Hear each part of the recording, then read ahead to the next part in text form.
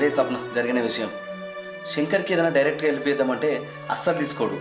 ఆత్మాభిమానం ఎక్కువ. అందుకనే వాళ్ళకి సహాయం చేద్దామని ఈ పని చేసిన.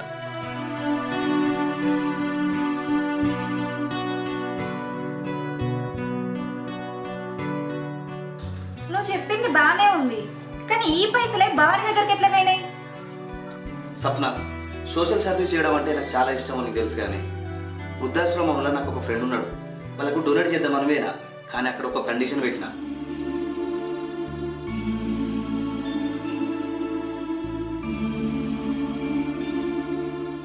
రాజు, నువ్వారా దా కూర్చో. ఏం సంగతి రా?